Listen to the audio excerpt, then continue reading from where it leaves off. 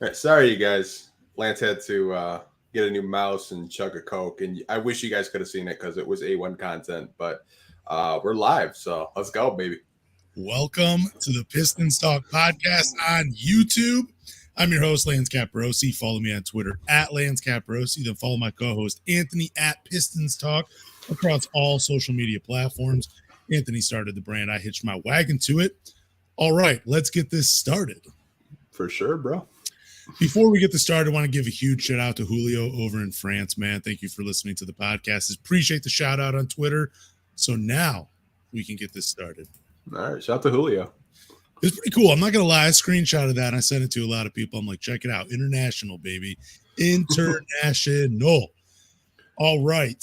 I've said that a lot. Which prospect do you think fans love the most? I think this is an interesting topic. Mm-hmm. And correct me if I'm wrong. Majority of Pistons fans, I believe, are in love with Cam Whitmore. You'd say yes or no on that? I feel like it's a three-way tie. Just from like the comment section, whether it's on Twitter, Facebook, Instagram, I feel like Taylor Hendricks, I see more Taylor Hendricks comments than I do Cam Whitmore lately. And then you got to throw Jarace Walker. I feel like there's just like mini camps where they've kind of planted their flag. But I've seen way more Taylor Hendricks stands than I've Cam Whitmore and Jarace Walker so far. But I can understand why, man. The guy's an athletic freak. See, a lot of my followers on Twitter are higher on Jarace Walker and Taylor Hendricks, which I love. Those are my two favorites at 5. I had Cam Whitmore at number 3. But I do feel like a majority of – I always felt like maybe it's changed over the course of the week, though, because I felt like maybe at least as of last week before we recorded, Cam Whitmore seemed like to be the favorite at number 5. I thought – everybody wanted Cam. They were willing to overlook the assist percentage, like the lack of assists per game. They were willing to overlook the tunnel vision. He had he loves to go left. He is a great athlete. And I can get behind fans saying, if everything goes right, there's a clear path for him to be a star in the NBA. I see that because he's an athletic freak. He's like Hami with skills. He's an incredible prospect. But since you're saying Taylor Hendricks, why do you think fans are in love with Taylor Hendricks? I think it's the shooting ability and the defensive upside. I feel like if you were to nitpick, it's just his handle isn't the greatest, but I don't need my forward to be a ball handler. I don't need him to be a primary ball handler when I have Cade Cunningham and Jaden Ivey on my team. Exactly. Yeah, so with Cam, I've seen a lot of comps. I've seen the Corey Maggettis. I've seen the Miles Bridges. I've seen all that, but I honestly think that the Taylor Hendricks crowd is getting louder and louder by the day. I did a mock draft. It wasn't my mock draft; it was Hoops Hype, and they had Cam Whitmore 5, and they had Hendricks 7, or I think 8, and then they had Jarace Walker 7. I think if you get one of those guys, you're golden, in my opinion, because all of them have their strengths, all of them have their weaknesses, and they each bring something unique to a basketball team that can help a core that is established. So let's talk about Hoops Hype just for a second, and some of these other mock drafts, because outside of Hoops Hype, I think I've seen Cam Whitmore at 5 for the Pistons as well. Do you think that's just because those websites and those basketball analysts that are putting those together, they think the 3 spot is a weakness for the Detroit Pistons and that's why it's Cam? Or do you think it's more like, hey, this team lacks athleticism at a few positions, they need to become more athletic on this team to really push towards winning next season? I think when you get outside of the top 3 and you have those conversations with Asar Thompson or a Cam Whitmore or any of those guys, I think you go best player available. I don't really think you're going for a position of need, and it just so happens that the best player available is one of those 3. It just depends on what you value more. If you value, a Swiss Army defensive just juggernaut, you're going to take a Jarace Walker. If you value more of an offensive game that it's ready right now in the NBA, you're going to take a Cam Whitmore. If you're banking for that potential just to get untapped and it's just going to be a freak, you're going to go with the Taylor Hendricks.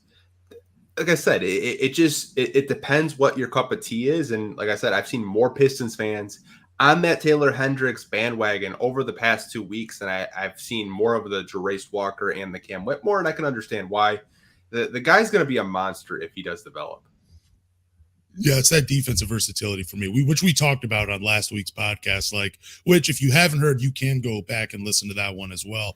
Who we have for our 5 at 5. But yeah, I keep flip flopping between Jarace Walker and Taylor Hendricks, and both of those guys have defensive versatility, and that's what it is for me. Like, I mean, if those guys are giving me 14 points per game over a 6, 7, 8, 9 year period, that's cool.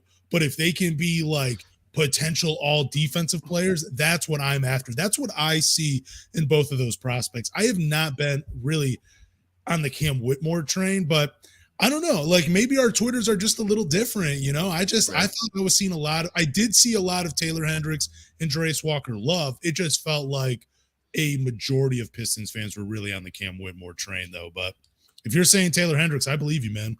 Yeah, I like want to have conversations with draft prospects where it doesn't become like a war.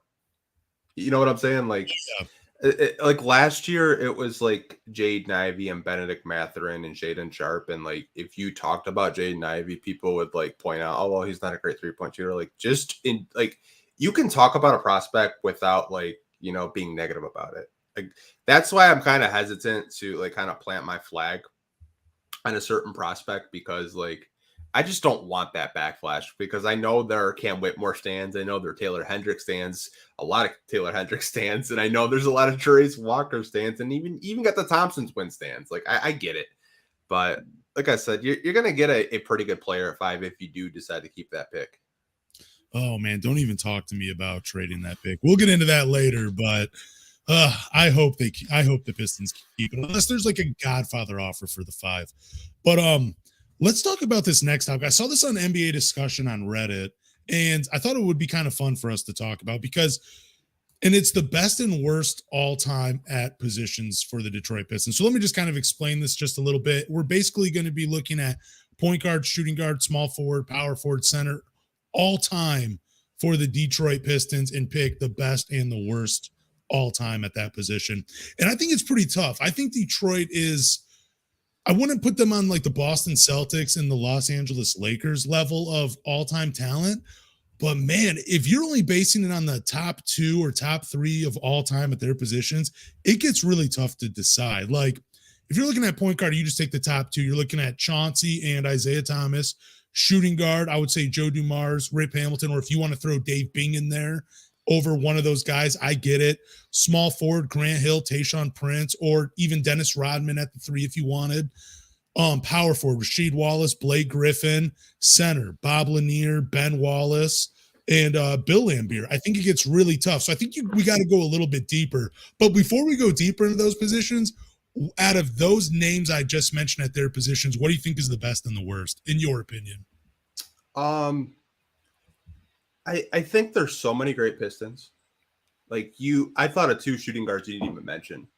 Like right off the top, Jerry Stackhouse and Allen Houston. Yeah. Phenomenal shooting guards. Like I feel like our shooting guard position has been probably the strongest like in Detroit Pistons history. But to answer your question, I think you kind of hit basically everyone on the nose. Like Isaiah Thomas, the greatest Detroit Piston point guard ever. Chauncey Billups, right up there. I mean, if you want to go all-time list, maybe you throw Allen Iverson in there, even though when he did get traded to Detroit, he didn't really want to be here. Still an all-time great. Like, if you're doing an all-time great list, like, maybe you count him, maybe you don't. I count him as a Sixer. I don't really count him as a Piston. Same. Like I said, shooting guards, Joe Dumars, Rip Hamilton, Jerry Stackhouse, Allen Houston, all great shooting guards. Small forwards, obviously my favorite player, Grant Hill, Tayshaun Prince. I'm proud of you. You didn't put T-Mac in that list because Pistons T-Mac was a different T-Mac. Power forwards. I classify Rodman as more of a power forward, even though he could play the 3 because he was so switchable. You got him. You got Rasheed. I don't even know. Like there's been so many great Detroit Pistons power forwards over the years, but It's interesting to have an all-time list. I haven't really done an all-time list in quite a long time, but it's kind of stayed the same. Like with the centers, like you have Ben Wallace, Bob Lanier, Bill Laimbeer. Like those to me would be like my top three. But like I couldn't really like give you a list because I feel like it's unfair to all of the great Detroit Pistons players that have played on this team. Well, I would say so. Like the best position of all time for the Pistons, I would say would be point guard. And because I think you have Isaiah Thomas and Chauncey Billups, and those two, in my opinion, were franchise players. Like you could build a team around either one of those guys and have success. Like you got 2 championships building around Isaiah Thomas. And out of the guys I mentioned, before we get deeper into this, before we mention any other names, I would have to say the worst position, point guard through center for the Pistons, if we're looking just at their all-time 2 or all-time 3 players at their position, I think it would have to be small forward. I know because you have Grant Hill at the top, and he's so great. And Tayshaun Prince was great in his own right, but I think that's a huge drop off in talent. So I would say just based on the all-time greats that played at those positions, small forward would be the worst, and point guard would be the best. But if we're going to go deeper with it, I think center, even again, because it goes down to this, I think center would probably be the worst position all time. Because once you get past Ben Wallace, Bob Lanier, Bill Laimbeer, then the second tier of centers is like Okur and Andre Drummond. And then after that, it's a drop off to Nazim Muhammad. So I would say probably center would probably be the worst position all time for the Pistons, but it's very talent heavy at the top. I don't know if like anybody has any Adrian Danley, another guy, Mark Aguirre, you could throw in there as well. I mean, at the power forward spot, you have Blake Griffin, Rasheed Wallace, Dennis Rodman. You could even throw John Sally in there. Corliss Williamson for even some fans. Big Nasty. He was the 6th man of the year. Antonio McDyess, great role player. Clifford Robinson.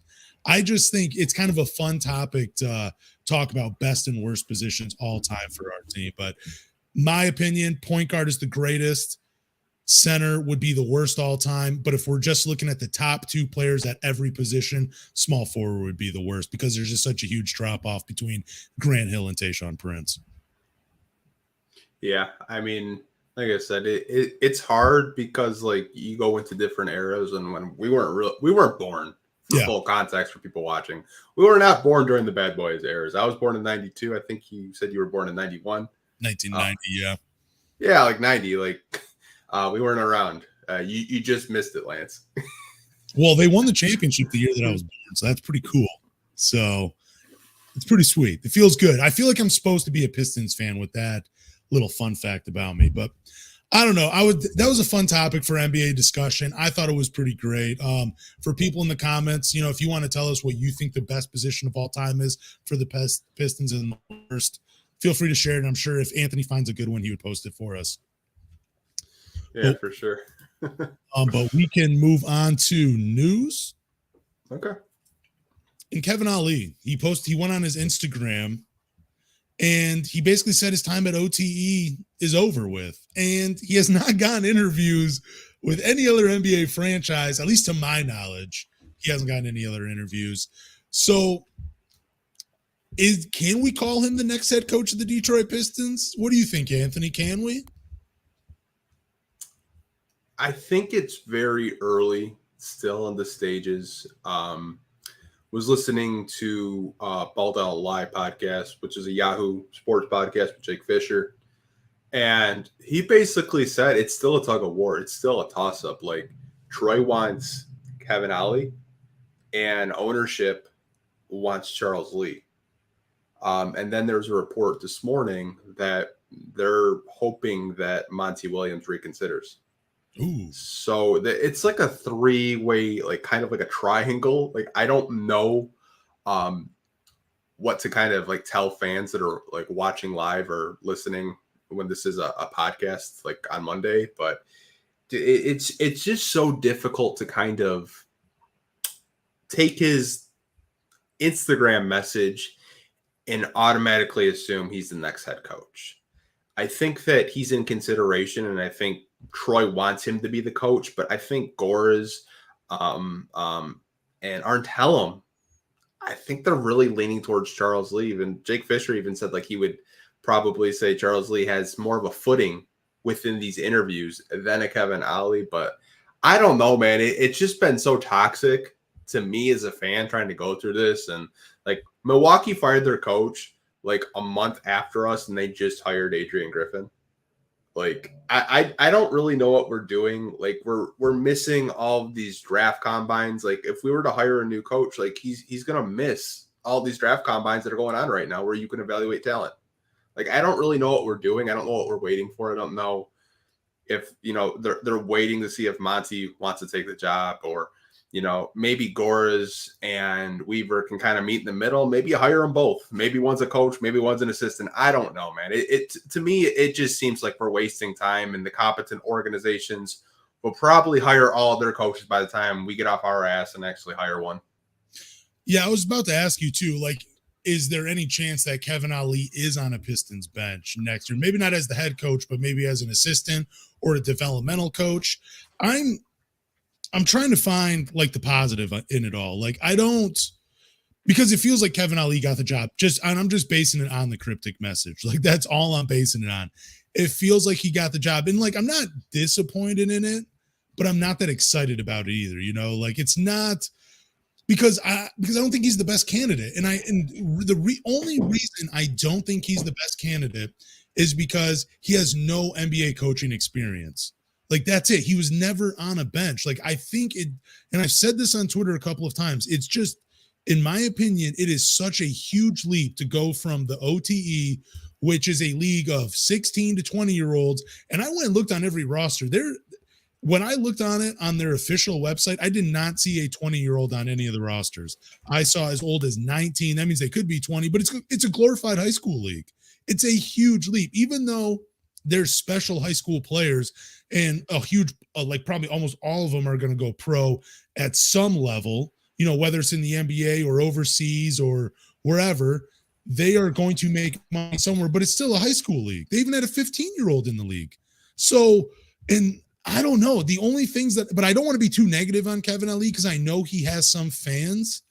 So I will say, I do like that, he can still get on the court with his players. I think you had posted a video of him, on the court, running plays, like getting in the action with his guys. I like that he spent time as a player in the NBA, over a decade in the NBA. Kevin Durant has come out and said positive things about him. And I like that he can connect with a younger team. That's a huge plus for me because this is a very young team in Detroit. And I think it is kind of a unique opportunity that he gets to grow as a coach if he is the head coach, while his team gets to grow as players. I think that's kind of unique in a sense. But do you think it's a red flag that no other NBA team has interviewed him? I know that's not true. I know he did reject the Lakers job a few years ago. I think he even rejected a OKC job from a few years back. What I will say with Kevin Ollie is when you look at some of the best coaches in the NBA, they have one thing in common. They were role players and point guards, and he was both. I'm not going to sit here and say that he's a bad coach because I think that's unfair. And I think if he were to get hired by the Pistons, I'm willing to give him a chance before I judge him. I think I see a lot of Pistons fans on Twitter saying he's a bum, I don't want him, because he doesn't have any NBA coaching experience, but he did play in the league for quite a long time. Yeah. And you see players like Kevin Durant, James Harden, even LeBron James give him a stamp of approval.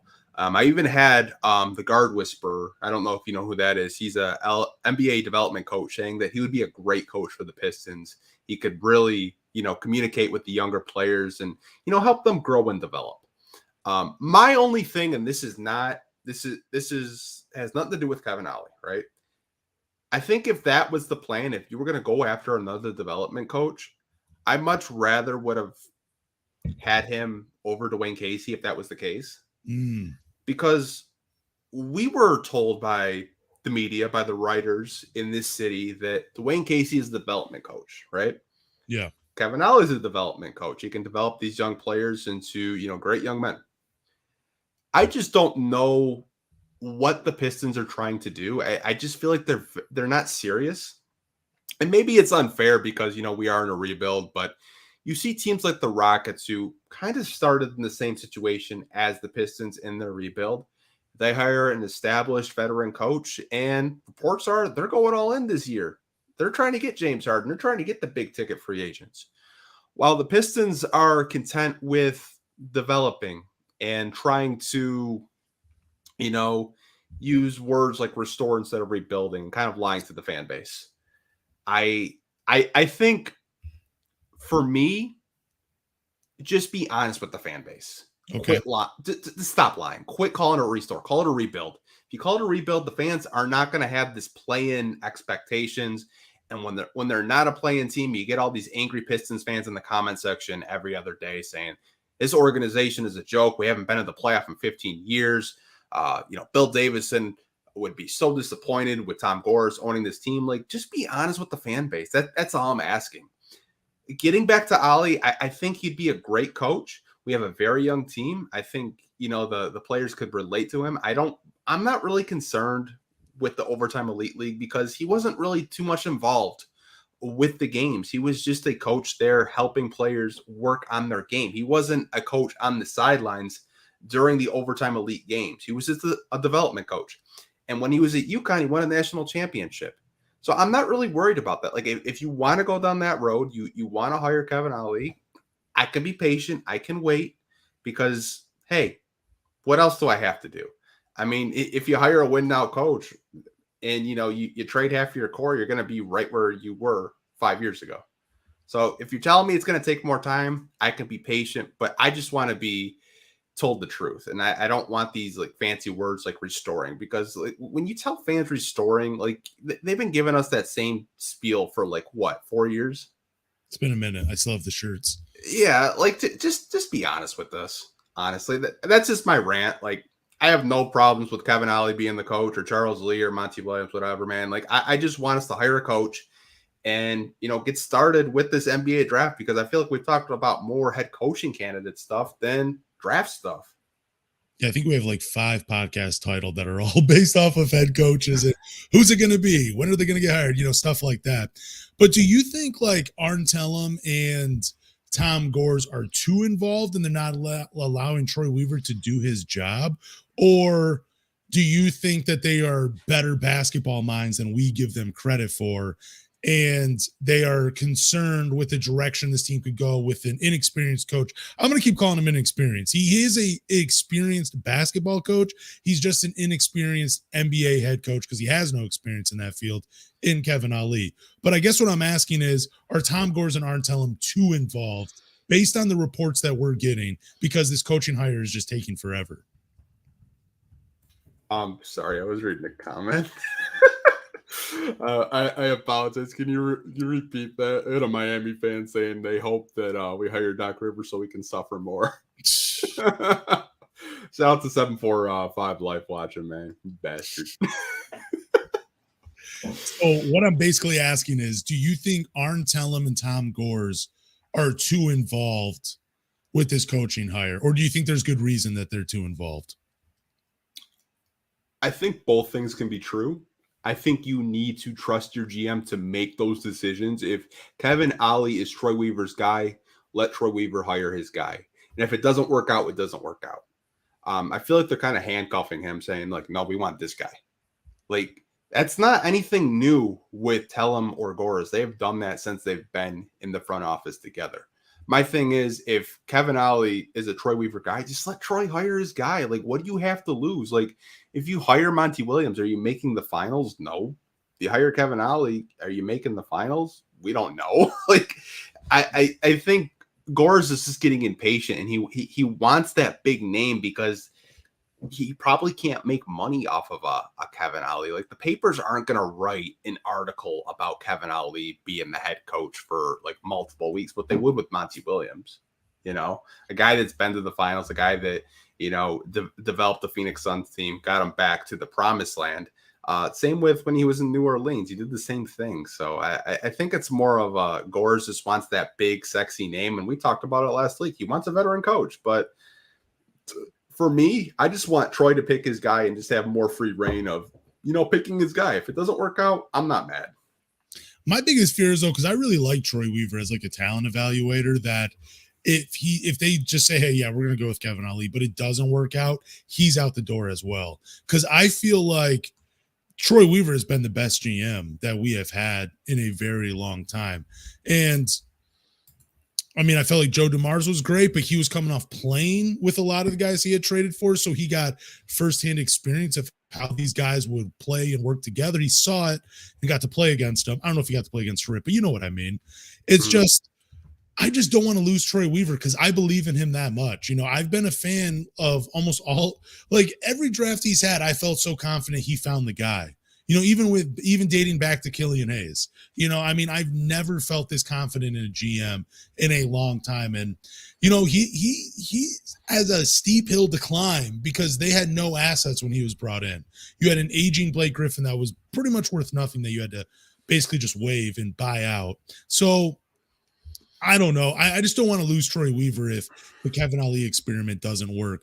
But even then, I think Kevin Ali's going to come in. He's going to win more than 17 games. Yeah. I think any of these coaches with a healthy Cade Cunningham in a year, another year, an offseason development of Jaden Ivey and Jalen Duren, if you don't get to 30 wins at least, it's a failure in my opinion, regardless of who the coach is. As long as those guys stay healthy and they keep going up in their development, you got to win at least 30. So again, my biggest thing with Kevin Ali is if it doesn't work out, I don't want to lose Troy Weaver. I don't. I just think I think he's great at his job. I really do. Yeah, he's good at his job. I mean, honestly, you can be a fan where you don't have to, you know, I see people on Twitter saying trust in Troy. Yeah. That's fine. I'm not one of those people. I've been critical of him. I've been critical with him with the Killian Hayes pick. Like, I don't see it. And that's fine. You, as fans, you should be able to make assessments of the players that they either draft, trade for, or whatever. That's fine. But I still think Troy Weaver's a great GM. I think what Joe Dumars had to deal with after Mr. Davidson did pass away was completely nuts and unfair. And I think not a lot of people talk about that. I think he got you 3 championships, 2 as a player, 1 as a GM. And I think him, you know, constructing that 04 team, you're never going to see that again. Like the trades that he made to assemble that team were great. But I know we've gone completely off the rails. This topic was supposed to be about Kevin Ali. I still think he's probably going to be the next head coach of this team. I just do. I think they're probably going to give up on the Charles Lee thing. I think Troy is sticking to his guns, and I appreciate that as a GM that you're not backing down. But hey, if worse comes to worse, you bring in them both, and they're both coaching on the sidelines. One's an assistant, one's a head coach. Watch them sign Kevin Ali, and he's just like the greatest coach the Pistons have ever seen. That would just be it kind of feels like that. Like we're talking about all of this stuff, and even if it is him, it's probably just going to work out. That's how I feel about it. It's probably going to work out. I did want to say something because I think some people, when they look at Kevin Ali, and this will be like the last thing we say about him probably in this podcast. Okay. I cover a lot of high school basketball games, right? And I saw more creativity and more sets in a Catholic league from watching and covering a high school game than I saw Dwayne Casey this year with the Detroit Pistons. It doesn't really matter what level you coach at. If you know what you're doing, you know what you're doing. And I think that's what fans need to understand. Fans think you need to be like a Mark Jackson to get a job. You don't. You could, if you know basketball, you know your X's and O's, you know how to draw up plays, the players will respect you. And I know Stan Van Gundy used to say that all the time. Like, the players will respect you if you know what you're talking about. He was saying that during one of the games. I think they're in the Boston Celtics series. And he's 100% right. Like, last week, the Boston Celtics wanted to fire Joe Mazzulla. This week, they want to give him a 10-year extension. Like, if he wins that series, man, like, watch out. Like, if coaches know what they're doing and they know the game of basketball, the players will buy in. And that's what you have to remind yourself as Pistons fans. Like, Kevin Ali, we've seen those overtime elite clips of him, you know, teaching these kids how to, you know, execute a closeout, teaching these kids that it's more than just basketball. It's about life. So I think okay, if he's the coach, I'm down for it, man. Like, let's just give him a chance before we say he's a bad coach. We haven't even seen him, even for a full season or even get hired for that matter. I think if he is the coach, I'm fine with it. I mean, I'm going to root for him no matter what. Like, I'm going to be.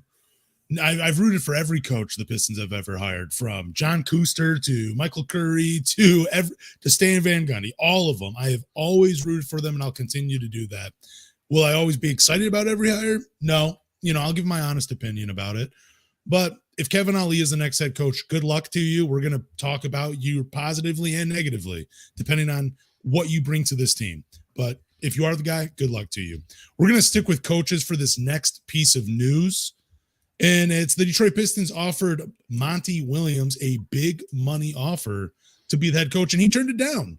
And I don't know. I maybe I'm biased. I thought this was a pretty good coaching destination, pretty much for anybody, because like we talked about it last week, you have a young franchise player in Cade. You probably have almost as perfect as a second fiddle as you can get with Jaden Ivey being able to play off of them. Then you have Jalen Duren, who the jury is still out for him. He has all the athletic tools in the world to be a defensive monster. He's only 19 years old. He just turned 19, like halfway through the season. You have a lot of money to spend. You have high-end role players like an Isaiah Stewart, who has gotten better every year that he's been here. You still have Bojan. You still have Alec Burks. And you have a GM that's willing to take risks. I thought it was a great destination, but Monty Williams, maybe he's at that stage of his career where he doesn't want to go back to a rebuild or a restore, whatever you want to call it. Maybe he doesn't want to do that. But why do you think he just turned it down? He's got $20 million owed to him by Phoenix over the next couple of years. He doesn't have to coach if he doesn't want to. I told you last week we were ranking the Bucks job, the Raptors job, and the Pistons job. I told you it's probably the least desirable. And you kind of looked at me like, how is it not desirable? I'm like, well, you have a young core that's promising, but I mean, it all depends on health. It all depends on development. I'm not surprised that he just wants to take a year off, like James Edwards did report. He reported that, Monty and Bud could take a year off. Just, chill. I'm not surprised. But then I read this morning from Mark Stein that Pistons are hopeful that he reconsiders. So I don't know, man. It's like, if he's just content with just living his life, spending time with his family, I'm okay with that. What I'm not okay with is Pistons fans slandering this guy for not accepting the job. Like, those are the comments that I was seeing. Like, you should have taken the job. Like, you should be grateful we even offered you a job. Like, and I think that's more of the fandom leaking out than anything else. But like, he's a good coach. If he doesn't want to, take on a project, because this job is going to be a project. It's not a finished product. It's going to take a couple of years for them to, win a playoff game, get deep into an Eastern Conference Finals, possibly, make an NBA Finals. It's going to take some time, but I wasn't too surprised that he didn't take the job. I was hopeful and I was praying that he would, but hey, man, he's got to do what's best for him and best for his family. And if he feels that taking a year off, spending time with his family is better for him, his mental health, or wherever he's at in his life, I mean, who am I to judge him? But I'm happy that the Pistons even, attempted to try to get one of the hottest names that is available to coach this team. Yeah, I mean, I also want to throw into, I think it's the job with the least amount of pressure, though, too. I mean, all you have to do is win more than 17 games. If you get into the play-in, dude, it's a huge bonus. Like, you're going to look like a god to Pistons fans. But again, you're right. I mean, if Monty Williams wants to take a year off because he has $20 million owed to him, go ahead. Go ahead. I think it's great. I mean, if I had any close to anywhere that amount of money, I want to be working. I would just be enjoying life, so I don't blame Monty Williams for wanting to do that. I just think it's probably not the most desirable job, but I don't think it's that bad of a destination for a coach because, yeah, you're right. Like, I mean, Cade has to be healthy, but still it's a nice young core, a lot of money, a GM willing to take risk. You have a few veterans that are still, that are still valuable to other teams if you need to make a trade or if you want to keep them, they're still good players. I mean, Bojan just had a career year shooting the ball, and I think even points per game wise for the Detroit Pistons. I mean, there weren't a lot of people that are going to fill it up, but I mean, still, the guy can still play. So I don't know. I mean, there are better jobs out there. I just think for a coach, even like Monty Williams, it's still a good destination for you to go to because there's a lot of teams that in a couple of seasons it's going to be more of a mystery than what the Pistons are. That's just my 2 cents, though. Yeah, I don't want to upset Pistons fans, but I know this will upset them. I don't really think you're going to take the jump you think you're going to take the jump. I don't think you're going to go from 17 to 40 wins, and I think that's what I see among Pistons fans. I just saw Mike comment, Pistons need to win 30-plus games next year. I don't know if that's going to happen. I just don't. I don't know what's going to happen with this weak free agency class. I don't know if this team can stay healthy. I don't know if Bojan's going to be on this roster for more than 40 games. I don't know if Alec Burks is going to be here like Bojan. I just don't know. There's a lot of question marks and a lot of can Cade stay healthy? Like MB Well said, can Cade play 70-plus games? I don't know. There's a lot of questions. Like I told you, I don't think this job is as desirable as fans are trying to make it out to be. I remember Dwayne Casey, when he took the Pistons job, he said the only reason why he took the Pistons job is because we had Blake Griffin. If we didn't have Blake, he was not interested in the job. You have to ask yourself, what do the Pistons have that's attractive for a coach to come here? A young core, maybe? Like, that doesn't really excite coaches. Like, the Bucks hired an assistant. They didn't go for that big name, even though they interviewed Mark Jackson and Nick Nurse. They hired Adrian Griffin, who's an assistant. Like, think about that. That's a championship caliber team, and they just hired an assistant coach. Yeah, but that's because I thought Nick Nurse had pulled out of the process, though, recently, too.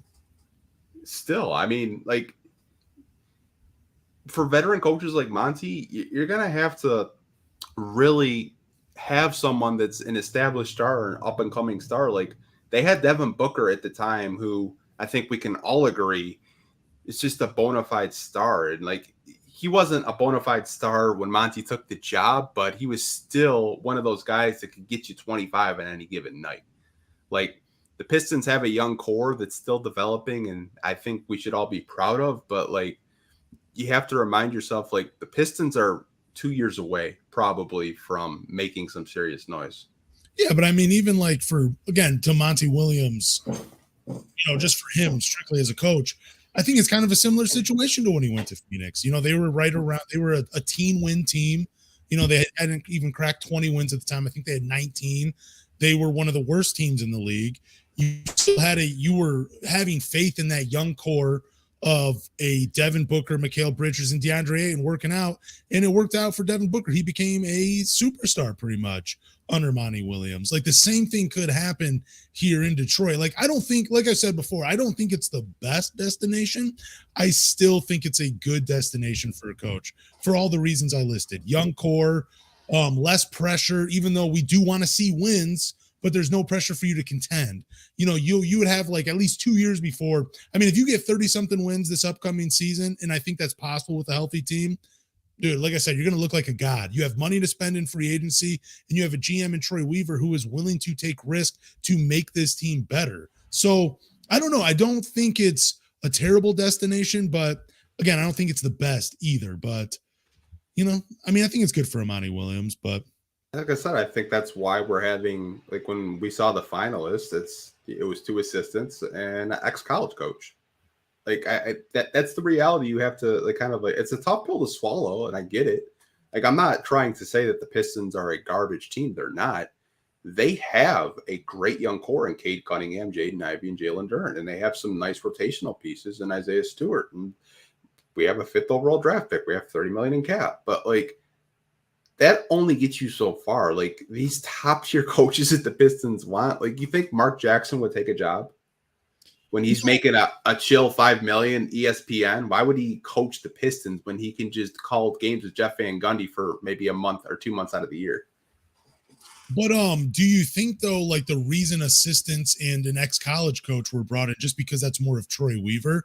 And because we were just talking about Tom Gores, he likes the bigger names. But I feel like Troy Weaver, he's like I said, he's a GM that likes to take risk. I can see those assistants and Kevin Ali coming in and because Troy Weaver, he thinks he sees something in those guys that other people around the league don't. Like that's why he drafted Isaiah Stewart and Sadiq Bey where he drafted them. He saw something in those players that other teams didn't. At the time when that happened, we were like, dude, who are these guys? Who are these kids he's drafting? But they turned out to be all right, even though Sadiq Bey is in another city now.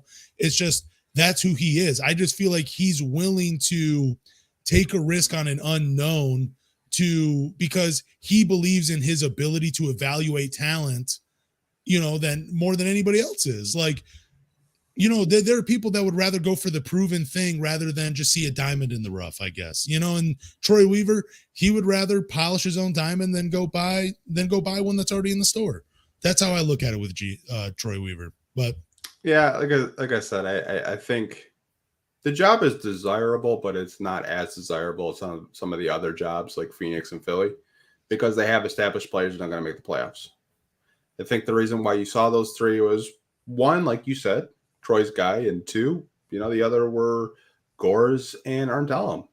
Just being around the league, Arntellum was a long time.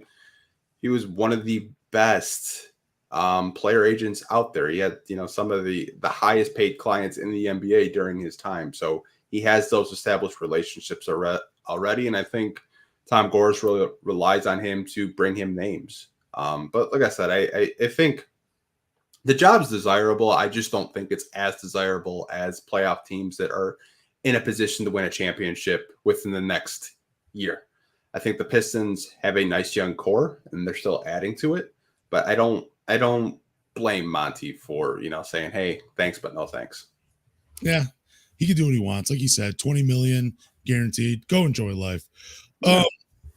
We can move on to the next topic. And I think you're right. I mean, you were talking about this earlier. I think we have talked about this before, but are we as fans overvaluing our own players? And this can really go anywhere. We can talk about, the past couple of seasons when I thought Frank Jackson was the next Jason Terry, or, fans thought Svi Mykhailiuk was the next Klay Thompson. Maybe this is every fan base, or maybe it's just because I'm so connected to the Pistons fan base.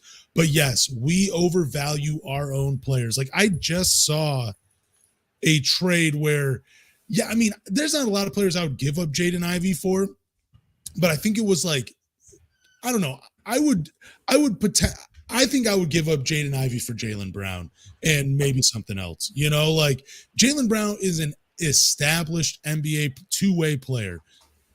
Good, great defensively, still developing as an offensive player, has experience making deep runs into the playoffs, even finals experience. So it's just weird for me that as a fan of my favorite team and seeing other fans that we play so much. Remember when we were talking about Sadiq Bey that we want to trade him for Zion Williamson? It was crazy talk. Crazy. And now look at what we got Sadiq Bey for. We got James Wiseman in exchange. That's a huge drop off in what we weren't, willing to trade him for. But I don't know. I know you've shared your thoughts before, but let's hear it again on this podcast. Do you think we overvalue our own players? Yes and no. I think we overvalue second round picks more than we overvalue first round picks. I've seen fans hype up Davidas Servitas. Yep. I've seen fans hype up Jordan Bone, and he's sitting to my right. Yeah, right here. I think each fan base gets really attached to their players. And people said they would not trade Jaylen Brown for Jaden Ivey, which I think that's what it would take. But getting back to your question, I think it's fair for Pistons fans to value Cade Cunningham in high regard. Same with Jaden Ivey and Jalen Duren. We're going to talk about a topic of DeAndre Ayton later in this podcast because it's freaking hilarious. But I think fans are in the right to value their players. But like I said, the only time I see fans overvalue, it's when it's those second round picks that we just never use or they never play. Well, Sekou Doumbouya was pretty overvalued. Like I saw that one a mile away. Yeah.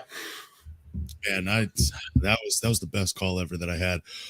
Let's talk about this though, because it kind of ties into what we're talking about right now. There are reports that Zach LaVine won't finish his contract with the Chicago Bulls. This was from Bleacher Report. I'm not sure who else reported on it. I'm just quickly going over the article. There's skepticism basically that he won't finish his contract in Chicago. So, would you have a trade package centered around the fifth pick in either Jaden Ivey or Jalen Duren and maybe a veteran for him? Would you be willing to offer one of the young guys, one or the other, a veteran and the fifth pick for Zach LaVine? Probably not. Chicago, I mean, I feel so bad for them. Not Zach LaVine. Lonzo Ball might not be able to play basketball again. Yeah, that's terrible. I saw the news with his knee, because apparently he's going to have like a transplant in his knee because it's just awful. But getting back to your question, no, I would not trade for Zach LaVine. He's on an atrocious contract.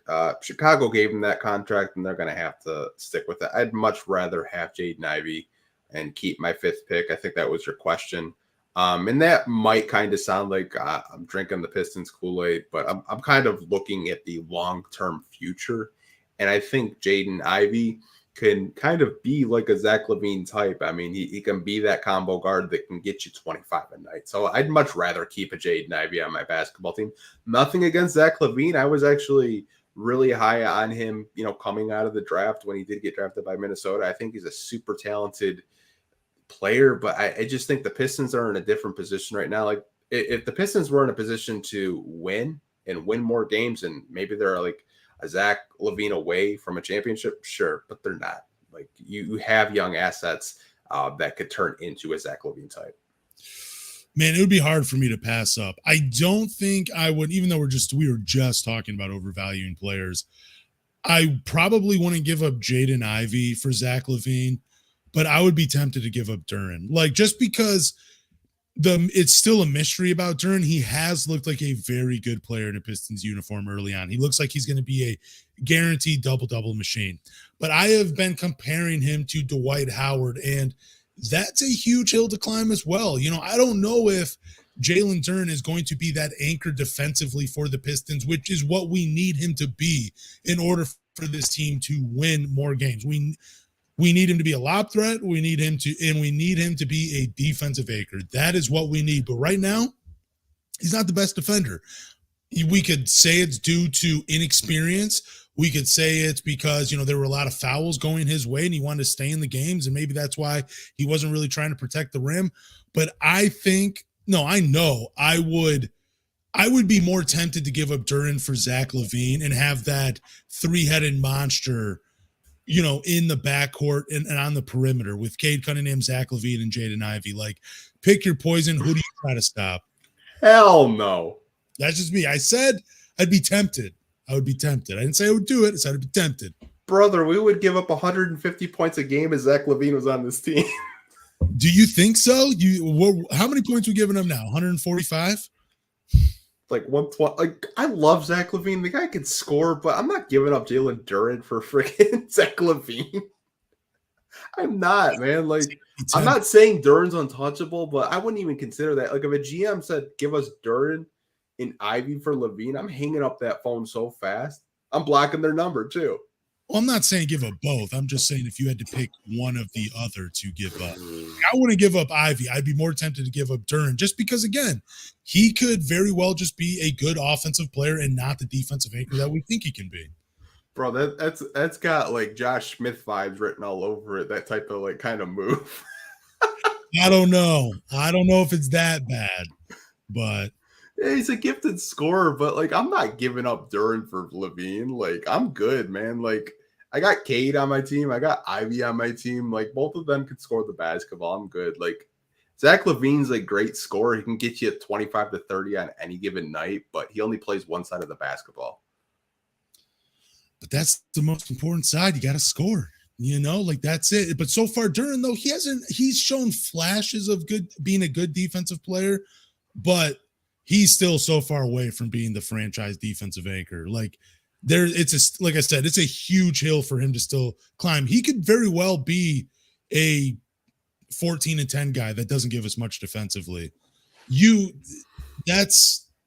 can find that. I'm saying he could be. I'm just talking hypothetically. I don't believe that is Duren's ceiling. I believe Duren's going to be very, very good in this league. But I'm just saying right now, and from what I've seen, yeah, I'd be tempted by it. I wouldn't even be tempted. Like, unless this was like a April 1st type of call, then no, dude. Like, I'm good, man. Like, I know, like, this is a Pistons podcast, and we do have people that aren't Pistons fans that do watch this, but like, no. God, no. Like, I think if you were to trade Duren, he would turn into a Dinwiddie and a Middleton situation all day. Because there's so much with Duren, which you saw flashes of his passing. You saw flashes of his mid-range jump shot. Like, he could turn into a center that could block shots, hit a mid-range, and you could just run the entire offense through him. Like, we haven't even seen what he could possibly do when he actually reaches his potential. No, I mean, yeah, he very well could be, but I mean, he also couldn't be. You know what I'm saying? Like, I don't think there's ever going to be I know some people compare him to Bam Adebayo. I don't see that. Like, I don't see him having that type of impact. I don't see him bringing up the floor like a point guard and making those type of passes. I feel like he might be able to make a few of those passes, but I don't think he's Bam Adebayo, and I don't think he's going to bring that type of skill set. Again, I just think that there's still so much that is unknown about Jalen Duren's game. We've seen some of it, and yeah, we like it, but there's, this guy, he could be anywhere from like a Tyson Chandler to a Dwight Howard to potentially even like something of like a JaVale McGee, like just a rim running lob threat that blocks a few shots here and there. We don't know, but I mean, I feel like with the Zach LaVine's talent, and he hasn't got to play with a guy like Cade Cunningham or a Jaden Ivey, it could be a nasty trio between those three. I'm not saying I do the trade, but because there's still so much more unknown about Jalen Duren between him and Jaden Ivey, I would be willing to throw Jalen Duren into a trade to bring someone back. It doesn't necessarily have to be Zach LaVine. He just happens to be the guy that we're bringing up this week. Oh, man, I wouldn't even throw Hooper in a trade for Zach LaVine right now, man. That contract's atrocious. Like, I'm good, man. Like, we can go on to the next topic. You're just pissing me off. All good. It's good to have conflicts from time to time. It's good. It's healthy, I swear. Bro, like, if you were to give up on Duren and he turns into a star, like, I would be so sick. Like, oh, man. I know it's a fun conversation, but I can't even talk myself into Zach LaVine. I can't. I just can't do it. I can't. All right, it's all good. We can move on. We'll talk about Jalen Green. He was recently on Paul George's podcast talking about the 2020 NBA draft. He claimed the Pistons were going to draft him number 1 overall. You know what I hate about that clip when he's talking to Malika Andrews? She acts like in that moment, she's like, what do you say for all the teams that don't have a Jalen Green? Only one team didn't draft him. He went number 2 overall. What do you mean teams? Why is this plural? There were only, because he went 2nd overall, there were only 2 teams that could have had him, either the Pistons or the Houston Rockets. That's it. I thought it was such a weird question by Malika Andrews in that moment. It's my biggest gripe about that. But I don't ever think Jalen Green was actually in play for the Pistons at number 1. I don't even think he was in play for Houston if they were drafting number 1. I just think Cade Cunningham was number 1 and the clear-cut favorite no matter what. That I don't know what Jalen Green's trying to do right here, but I feel like this is something that's going to be brought up throughout the entirety of his career. Don't you? I do. And the reason why Malika Andrews said that is because she's from Houston. That's the biggest thing. Now, for Jalen Green thought he was going to get drafted by Detroit. He said he killed the workout. He said, I had them scrambling. I'm kind of with Jalen Green because I remember during the draft process, there was no guarantee that they were going to draft Cade. There was Jalen Green, Evan Mobley, and Cade Cunningham.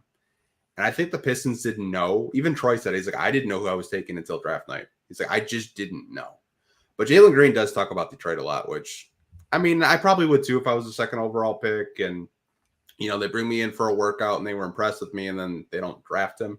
I can understand that, but like, I'm not mad at it either that they picked Cade because I thought that was the right choice. But like, I'm not going to sit here and say that like he's lying because I don't think that. I mean, I was reading articles from the 2021 draft, and like there was real conversations of the Pistons selecting Green over Cade. There were real conversations of Evan Mobley being the guy at 1. So I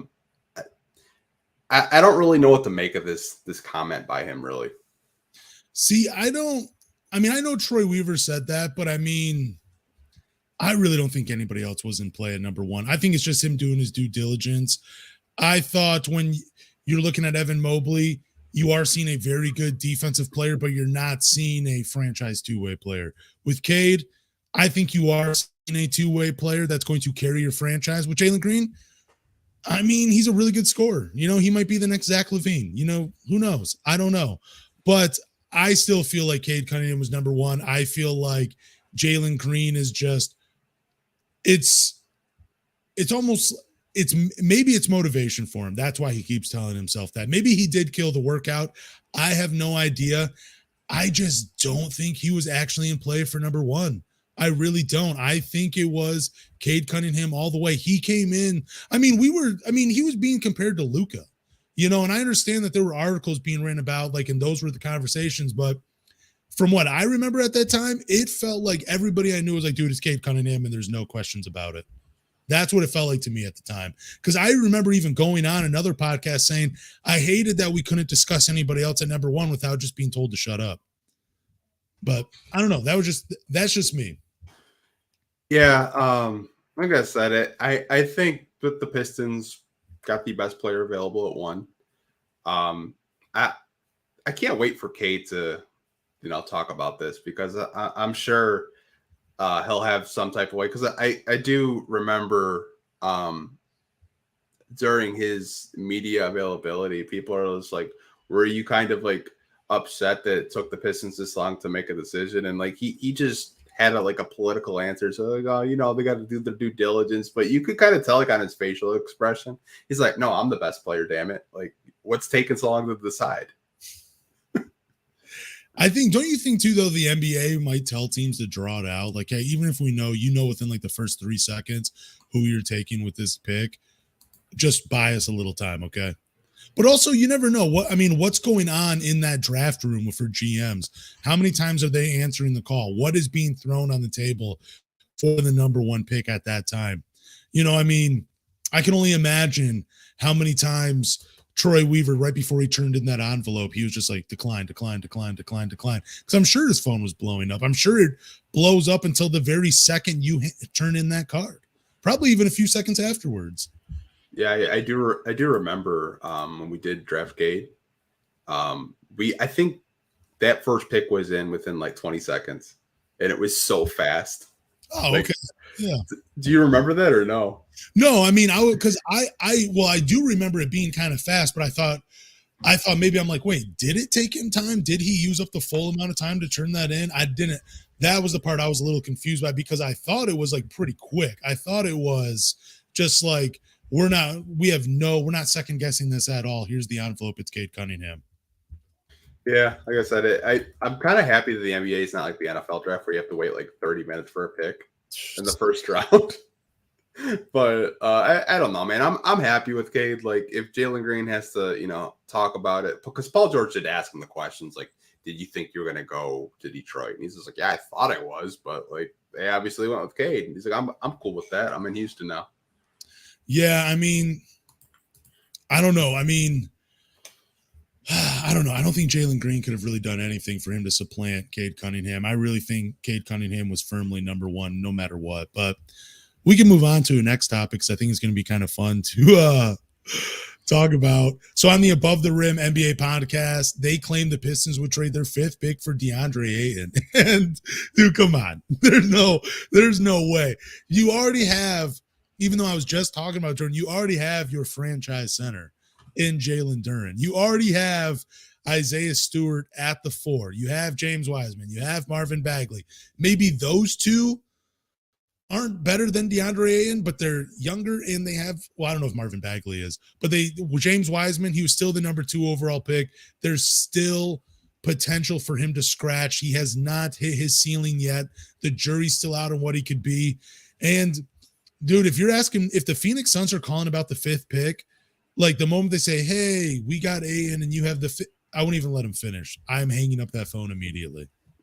So when I heard this podcast, I felt like it was deja vu, and I felt like I was just like, I got to see like what year this was recorded, because like if it was last year, I was like, yeah, we had the 5th pick last year, didn't we? Yeah, Sure. I was like, oh no, this is the 2023. These guys are dead ass serious.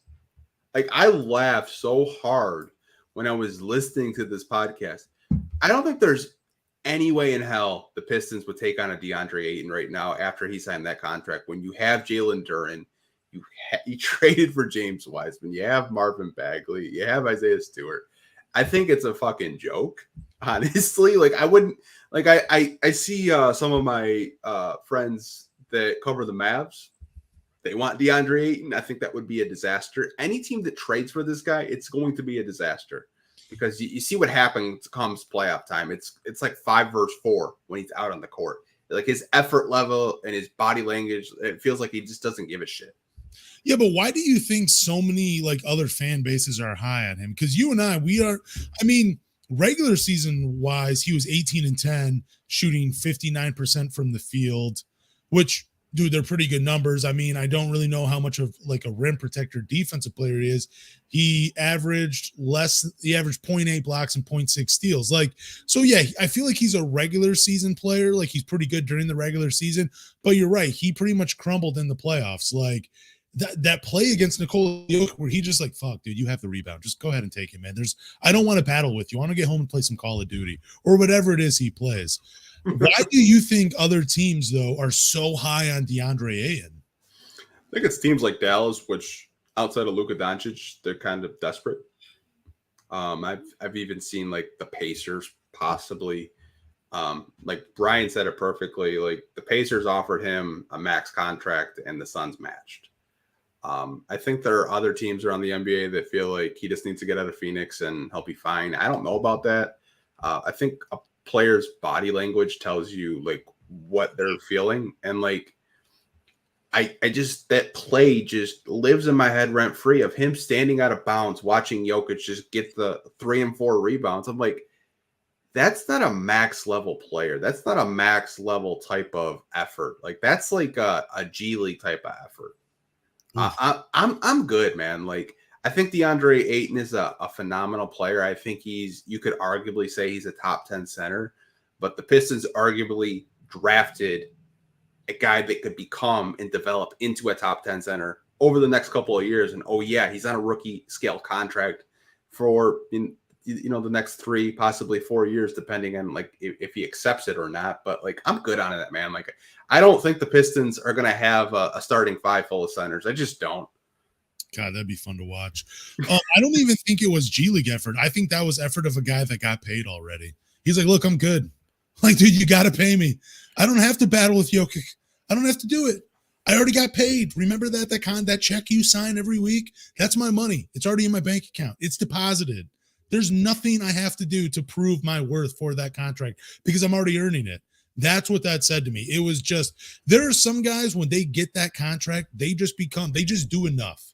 And DeAndre Ayton is one of those guys that he does enough where you're like, okay, it wasn't totally not worth it that we gave him the contract. It's just, he's not going to be Shaq. Remember when he got drafted, he said him and Devin Booker were going to be the next Shaq and Kobe. Like he called him Shaq and Kobe 2.0. Pretty sure that's what he said.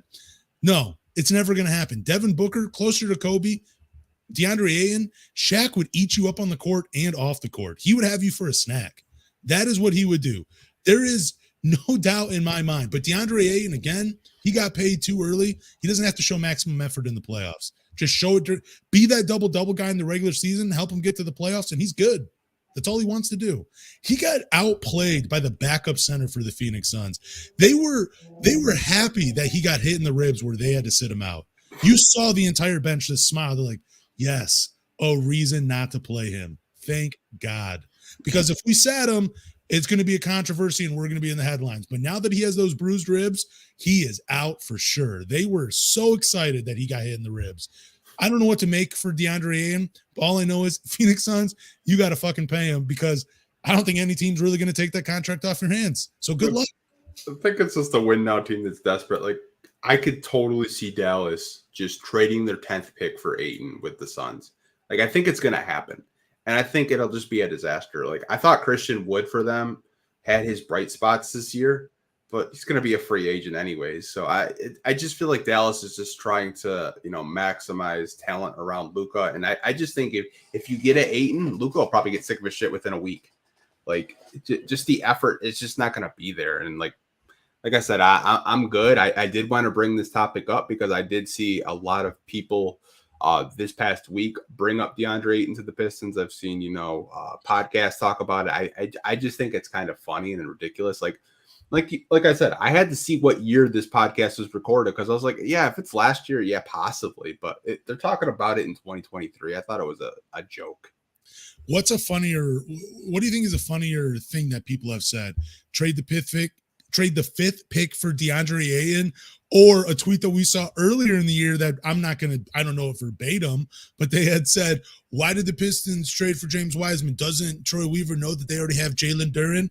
Those might be the dumbest things I have ever heard someone say about the Detroit Pistons. This fifth pick for DeAndre Ayton is right up there, but that one might take the cake. Those by far, over these two off seasons or over this last year, those are the two dumbest things I've heard that we've actually got to talk about on this podcast. It's amazing. Thank you guys. Keep it coming every week. We need this. For sure. We can move on, man. We're going to talk about another podcast, but we're going to talk about it's on Through the Wire podcast. NBA draft prospect Jarace Walker claims Cade Cunningham is tougher to defend than Jason Tatum. So did he say that word for word that way? Because I thought he was playing with Jason Tatum, but he said, yeah, like Cade's that guy. Yeah, he basically shout out to Kenny, by the way, because this is his podcast for The Wire. He said in the interview that he defended them both, and Cade was a tougher matchup for him than a Jason Tatum. And like, if you watch Jason Tatum, he gets to his sweet spots and stuff like that. But like, I think the reason why he said Cade is tougher is, one, maybe he wants to go to the Pistons. Maybe I got to be that conspiracy theorist. Just kidding.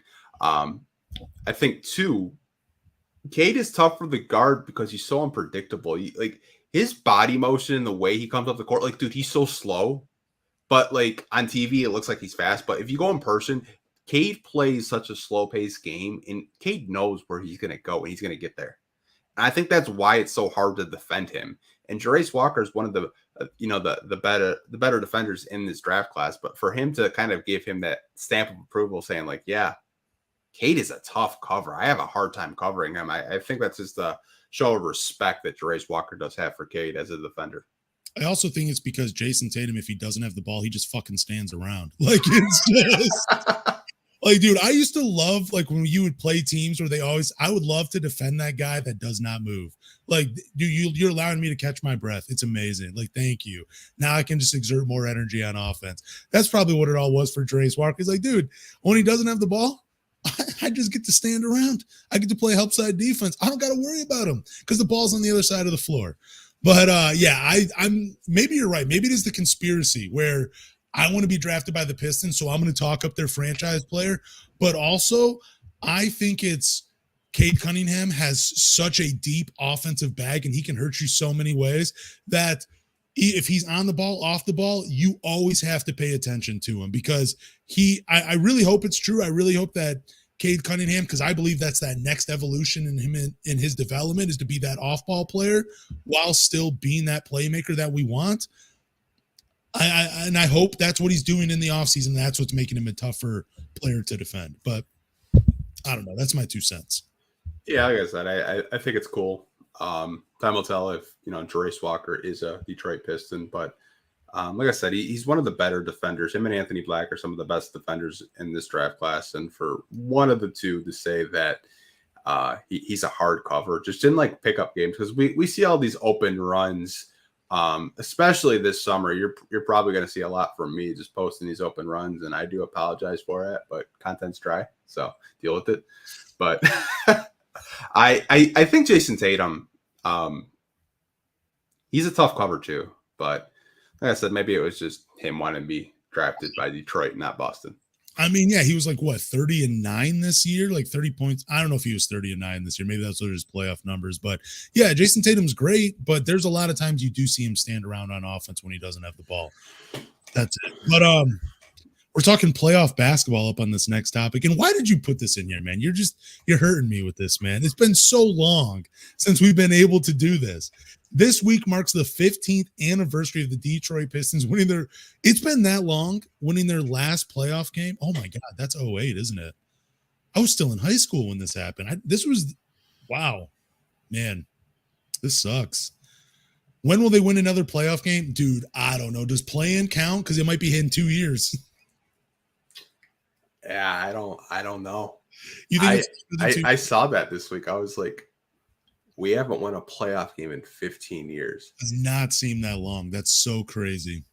The Sacramento Kings just broke their streak because they didn't make the playoffs. So I don't know. I like I said earlier, I think the Pistons are probably another 2 years away from actually going deep in the playoffs. I don't know when they will win one, but just for giving a year, I think you could see it maybe 2020.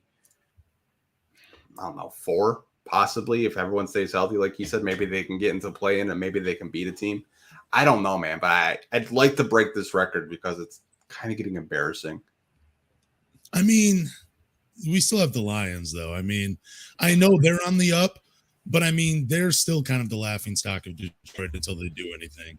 Like, I mean, I hope they win. I think they're going to be very good. Let me make that very clear this year. But the Lions, I mean, they've been like the worst pro team in all of pro sports for such a long time. So, yeah, even though it's worse for Pistons fans because it's been 15 years, I don't know. It was worse watching the Lions for a long time. That was, I mean, the Joe Harrington era, that was the John Kidna era, those were bad.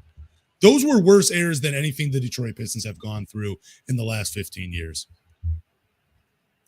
Yeah, like I said, I think it'll be within the next year or two when they start making the playoffs and making playoff noise. But I know this is unrelated, but I saw FanDuel asked a AI bot like who's going to be the next NBA champion, and I saw the Pistons on there at 2030, and I was just like, bro, if I have to wait 7 years for a championship, it's probably worth it. I mean, yeah, because think about all the great games we're going to be able to watch in that time. Like, yeah, obviously the championship is like the thing you want. Obviously, in every sports league, you want the championship trophy. But after watching this past playoffs, I just want to be in the playoffs, man. I want that atmosphere. I want that moment. I want to stay up late and watch Pistons games that, mean something, man. I want to see these young guys just get their feet wet, man. That's really what I want to see. And we're so close, man. I want to predict play-in this upcoming season, but we've talked about there's just too much that has to happen and go correctly in order for that to happen. But I do think a playoff win is coming soon. And I think at a minimum 2 years, we're going to have to wait for a playoff win.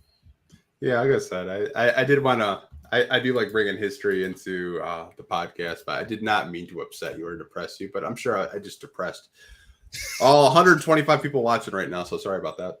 Oh, hey, dude. I mean, I'm not happy. I mean, I'm not depressed about that. Appreciate you guys watching. Do we have any Q&A questions, man?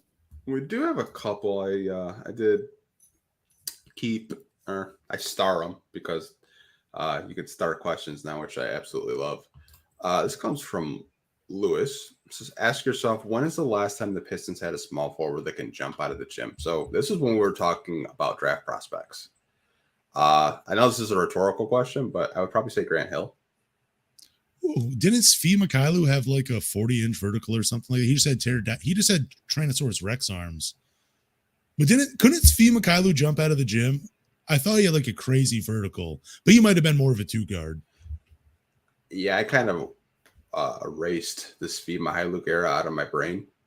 Like 100%. Like I went straight to Grant Hill. Wait. Who was the other guy we were getting kind of high on just a few years?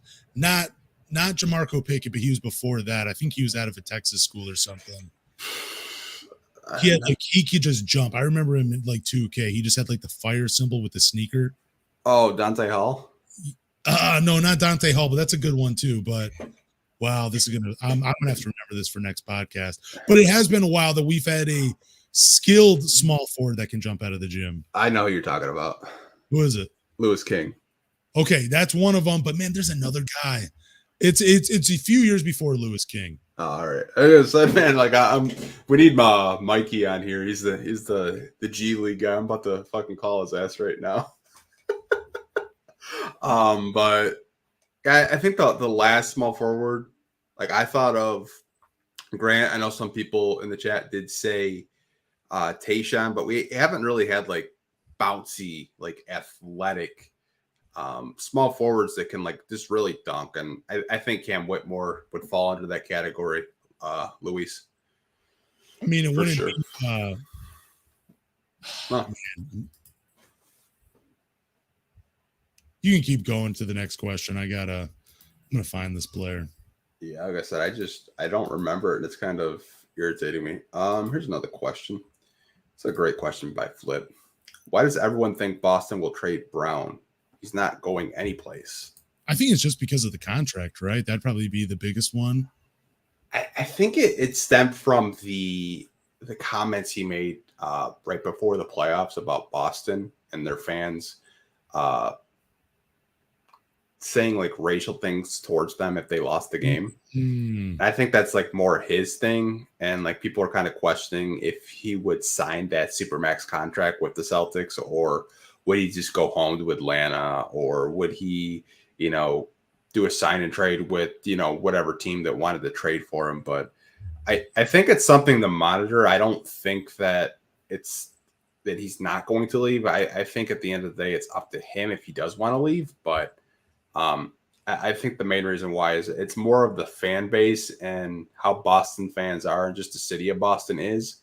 Like we were talking earlier in the podcast, like Boston fans wanted Joe Mazzulla fired last week. Now he's the best coach in the Eastern Conference. So it's kind of crazy. Okay, Tony Mitchell was the name I was thinking of. Someone had just commented that as soon as you RB the baller said Tony Mitchell. Yes, yeah, University of North Texas. So I got this state right. I just knew it was from Texas, but dude, that guy had bounce, bro. But he might have been more of a 4, but I swear they played him at the 3. Tony Mitchell, dude, I had a long career with him in 2K. Let me just say that. I did his career proper. Yeah, I mean, I remember when we traded Anthony Tolliver for Tony Mitchell, and people are like, who the hell is Anthony Tolliver? Bravo, man. I haven't seen Bravo in a minute, Bravo. Hope you're doing well, man. Gabe Vincent is a free agent. Do you think we should throw money at him? I've been watching him very closely, and yeah, I would throw money at the undrafted player. I hate when they keep calling him an undrafted player. I hate that is the theme for the Miami Heat. He's an NBA basketball player. But yeah, I would definitely throw money at Gabe Vincent. Solid player, good shooter. I think he has the skill set to play off of Cade and Jaden Ivey. Yeah, I wouldn't throw the bag at him, but I would make it enticing. I would make it so he wanted to play in Detroit. But still, the backup guard I want is Javon Carter, man, from Milwaukee. That's who I still want him. But Gabe Vincent, yeah, dude, I would take him in a heartbeat. I just worry that Miami just has such a strong culture that if he were to come here, we would ask him, we would kind of like do the Sadiq Bey thing. Like, hey, we know you're good at shooting corner threes, but we want you to be a post player. You know what I mean? Like, that's just what I just worry, because we don't really, we try to sign guys and we're like, hey, Josh Smith, we know that you're really great at just dunking the ball, but we want you to be a 3-point specialist now. Like, I just don't want that to happen. Yeah, you mean basically like when they come to Detroit, they're forced to play out of their roles. Yeah. So they take on bigger roles where they look like a worse player. Yeah, that could very well happen, but I'd still take the chance on Gabe Vincent. Yeah, like I think he's a great player. It's just that's been my biggest thing on this podcast. Like I've always told you, like what they were doing with Sadiq, I thought was just wrong. And what did Atlanta do with Sadiq? Hey, Sadiq, go shoot corner threes. And he was amazing. Dude, you heard me talk about it. I think I got destroyed in the comment section a few podcasts talking about Sadiq Bey, where I'm like, do less. Less is more. Just become that guy relocating along the perimeter and try to play defense. That's all they need from you. They don't need you to be the guy. They need you to be one of the guys. But he's not here anymore. We don't need to worry about it. For sure. This is another question from Louise about Marvin Bagley. Do you think, what do you guys think about moving Bagley to the 4? I think offensively it makes sense because he is still a pretty good offensive player. Like he has good footwork in the post, great size for the 4. Defensively, though, I mean, there are times where you're playing against a pretty athletic 4 guy, and I just don't know if he really has the athleticism or the footwork to defend guys at the 4. Now, if they're low post players, no problem. Like, I mean, he's not a great defender anyways, but I mean, if he has to move out, trying to defend like a Julius Randle on the perimeter, that Julius Randle's just going to eat him up. So offensively, I'm okay with Bagley at the 4. I think it makes more sense. But on defense, he's still he's an abomination. Yeah, I know we had talked about it earlier because earlier this year, during the end of the season press conferences, Bagley said he wanted to play more 4. He wasn't really comfortable playing small ball 5. And I think that's more of his natural position anyway, as a power forward. So I would be open to him just playing power forward off the bench personally, but that's just been my opinion, Luis. But thank you for the question. We do appreciate it. Here's another question from Tay. He asked, what are realistic free agent targets for us? I would say, I mean, you're not going to bring in a superstar. You're not going to bring one of those tier 1 free agents, but I'd have to look at the list here for a second. Let me just bring this up. Yeah, like I said, I don't. This free agency class is so weak, honestly. Yeah, I would say you probably couldn't even bring in a D'Angelo Russell type if you wanted to. So you probably, I'm saying you probably couldn't. Like he might be too big of a name to come to Detroit, but I would say, someone like a Harrison Barnes or a Karis LeVert in that tier of free agents, that's where I think you're probably more likely to pick them up. But anybody from like a Draymond Green, even a Nikola Vucevic, like we don't need another center, but I think he would come to Detroit. He is, and he's unrestricted. So, would you take a swing at Harrison Barnes? Yeah, I would. He's only 30 years old. You need more veterans to help you win. He has plenty of playoff experience, and he has that skill set that works playing off of Cade and Jaden Ivey, which I think is very important. Like he's not going to take shots away from them, like getting tunnel vision or like, how we would kind of talk about Jeremy Grant sometimes where he would do too much isolation. I don't think you're going to get that with Harrison Barnes. I think you're getting a guy that's a smart veteran that knows his role, and he's going to be able to identify that quickly with the Pistons and help them win. So yeah, I would definitely take a shot with Harrison Barnes. Yeah, like I said, I was just looking at the free agents, and he's a guy that I looked at. I was like, that's not bad. A guy that's kind of under the radar that maybe not a lot of Pistons fans know is Jalen McDaniels. Oh, dude. I just like the McDaniel brothers. Obviously, I'd like Jade McDaniels from Memphis, but I think he's kind of an under the radar guy that the Pistons could possibly go after. I think Cam Johnson to me is probably on everybody's board right now, but I don't really know if he leaves Brooklyn. And if he does leave, I guess the reports are he may go to Houston just because they're a no tax state. So I don't know. I think free agency is probably going to be very quiet. I just hope we don't go down the Jeremy Grant just tunnel again. I just feel like if you were to trade Jeremy Grant and then bring him back, I just have so many bad memories of him waving off Cade and just isoing it and just like chucking it. Would you take a shot with a guy like Josh Richardson from San Antonio?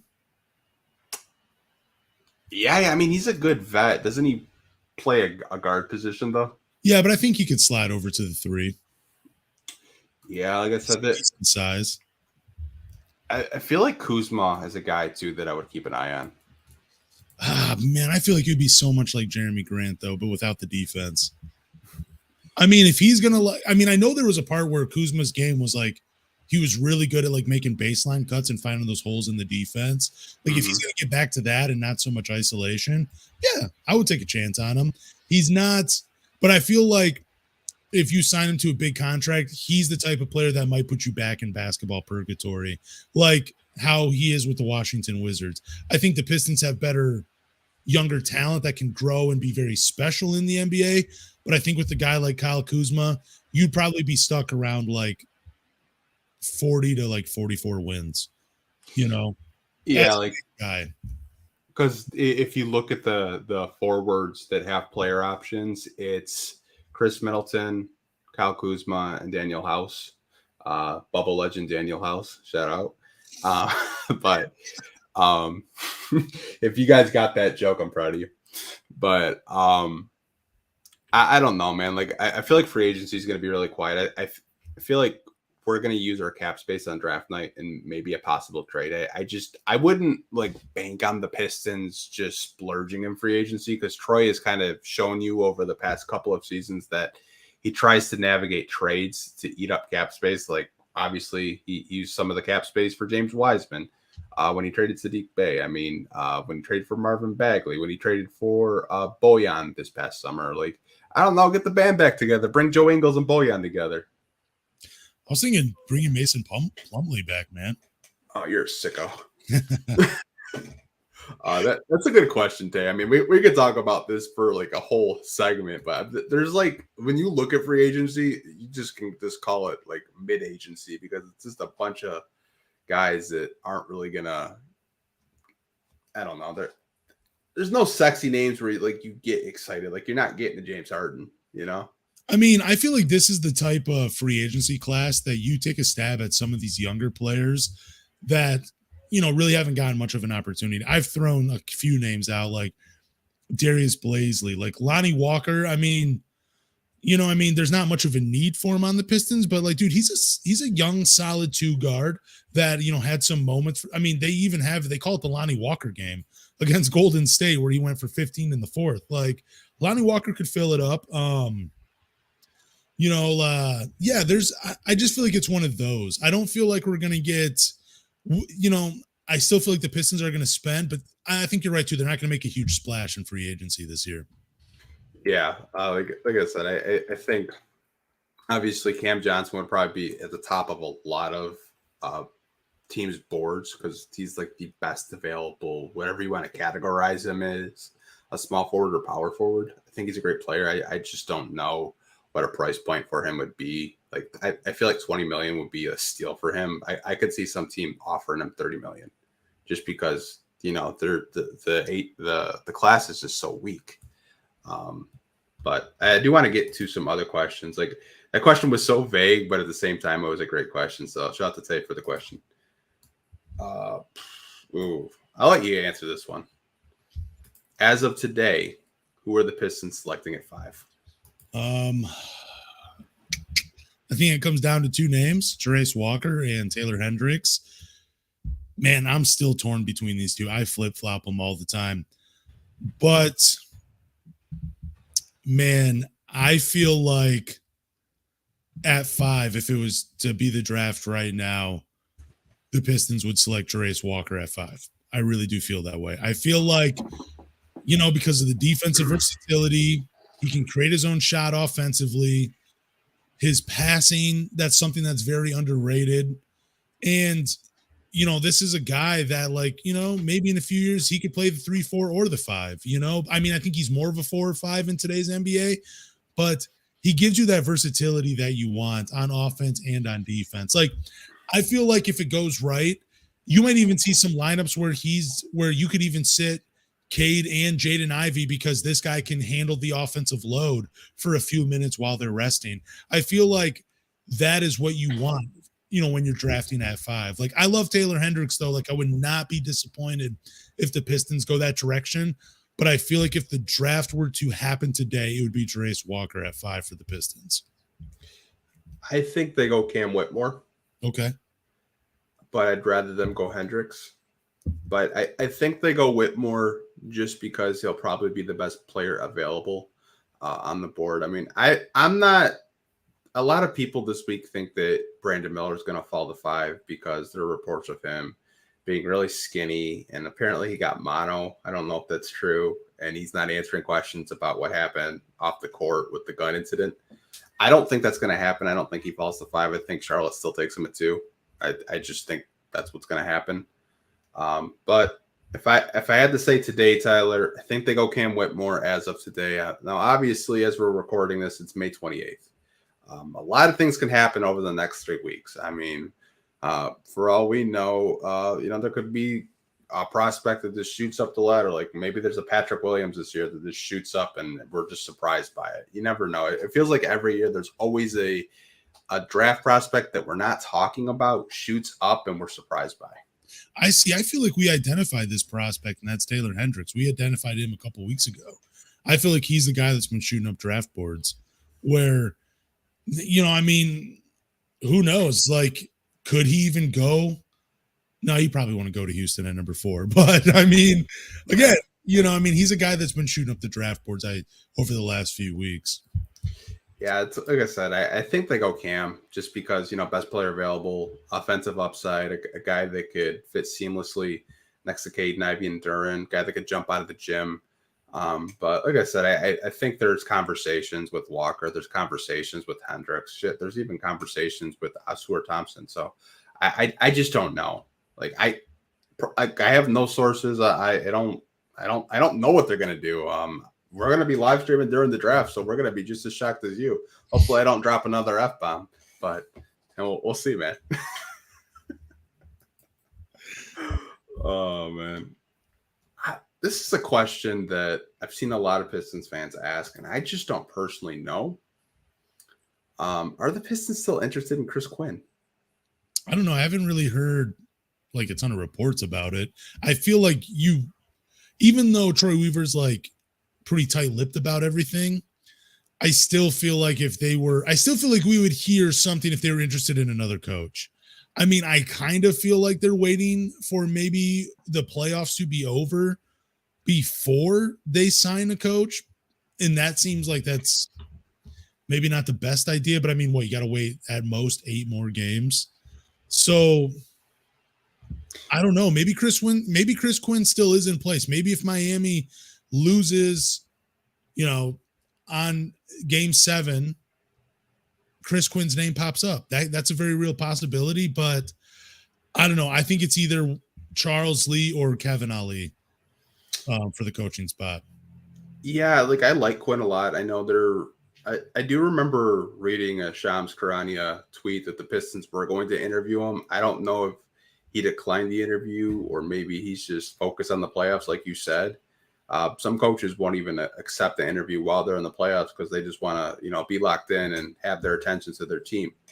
I just feel like he's going to be next in line when Spo retires. I honestly believe that. I think, the Heat have really big plans for them, and I really don't think they're going to let him go quietly if that was the case.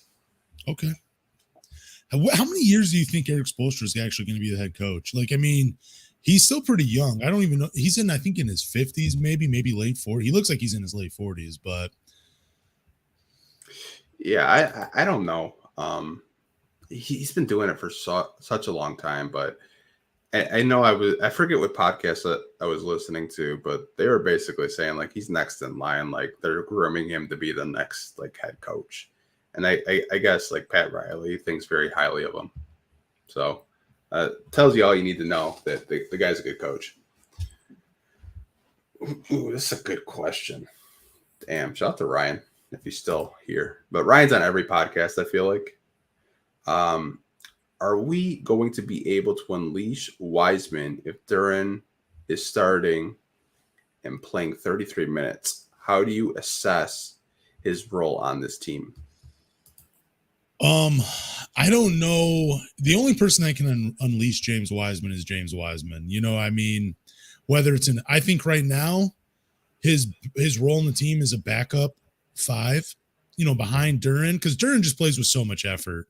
Like he just goes out there and you can tell that's a guy that just loves to play basketball. And it's not always just about talent with him. It's about just effort and getting the most out of what his body can give him. Right now, I think with James Wiseman, he is a talented player. He's definitely shown flashes of talent, but doesn't have the highest basketball IQ because he doesn't like to pass out of the double teams. He forces shots. He has no real one skill set that you can rely on. He's not elite in anything. He's kind of weak on the boards, despite the length and the athleticism. But I also think that you might be looking at him as a potential 4 at 7'1" because he does have the athletic tools to be a 4 in the NBA, even at his size. Like, I mean, I don't want to compare him to Evan Mobley because Evan Mobley is head over heels better basketball player than him, but you can see the mobility that is the same in those two players. I mean, there was a play earlier where James Wiseman was pushing the ball up the floor, then just dumped it off to Duren, and he jumped from like 9 feet out. That was crazy. And that is, I think I tweeted right out, I'm like, dude, I hope Troy Weaver's right because that would just be amazing to see these two on the floor together.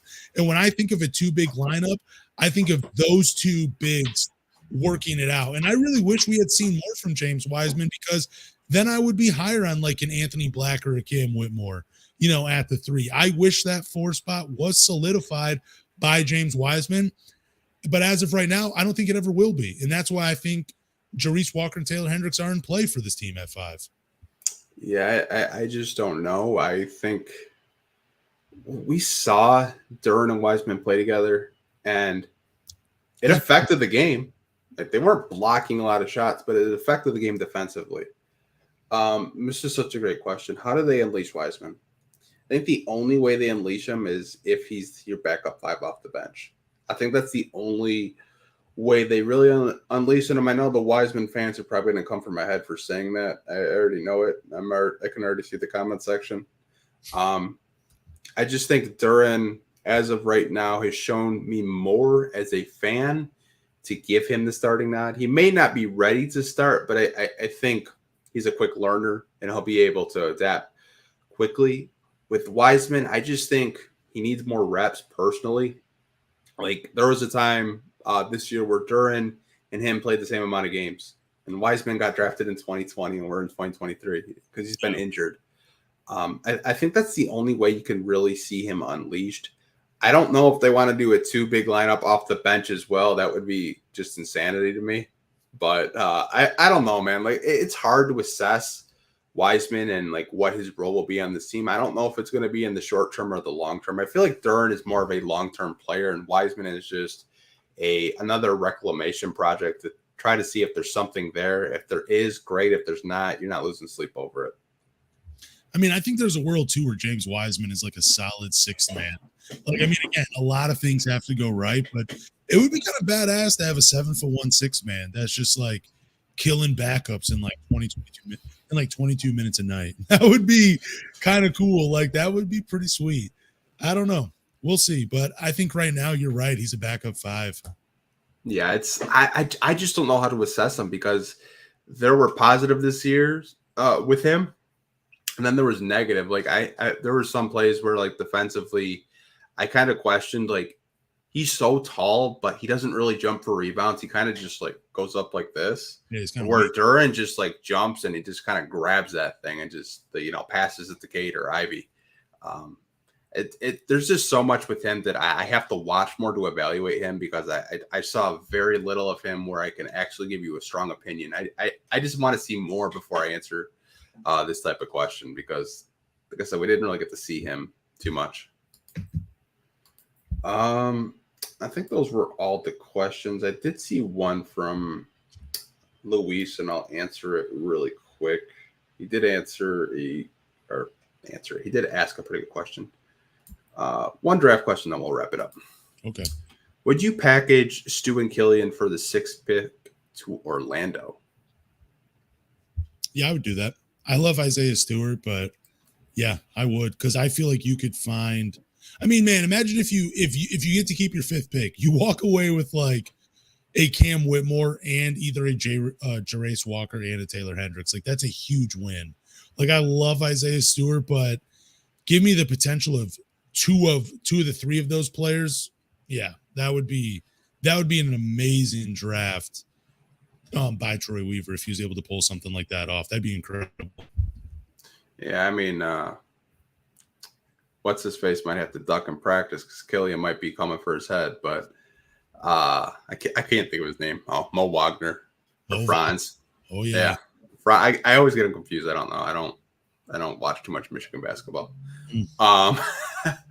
I don't know, like, if Orlando would even want that. I feel like they're kind of like in a win now mode. Like, if you were to offer them Alec Burks and maybe a Stu, they might be enticed. I don't really think they'd be interested in Killian because they have Cole Anthony, they have Markelle Fultz already, and Jalen Suggs. Like, I don't really know if Killian moves the needle for them. Stewart, I feel like could work for them, but at the same time, it's like, I feel like Troy values Stewart so much to make this two big lineup work. And we've talked about that he's kind of like that key piece to make it work. I feel like there are trades that you could offer Orlando, but I feel like it's going to probably be guys that you don't want to trade away. Because I don't think Orlando's just going to give away the 6th pick for two guys that are probably going to be rotational players for them. Can you imagine they're like, we gotta have Killian Hayes because we can't have him knocking out more of our players. He showed too much fight. Like Mo doesn't even want to come to Detroit anymore if Killian Hayes is on that team. Like that. Yeah. But yeah, I don't see Troy Weaver trading Isaiah Stewart, but me personally, even though I love Isaiah Stewart and love his defensive versatility, I think he's going to have a great role off the bench, whether he's playing alongside Duren or alongside someone else. He has a lot of versatility on both sides. But, man, we're talking the 6th pick in a pretty loaded class. Yeah, I would give him up for the 6th pick. Yeah, like I said, I think it's going to take a lot more than Killian and Stu for the 6th. Like I said, you're probably talking Duren or Ivy with them because, the 6th pick is still the 6th pick. You can still get a fairly good player there. But that's just my opinion. Maybe you guys differ from it, but I do appreciate you guys being on for almost 2 hours. It feels like every podcast is damn near 2 hours, and we've had 100 people on, like probably like 75% of the podcast. That's crazy. So why don't you tell the people where they can find the podcast, where they can support it, and give us a 5-star rating.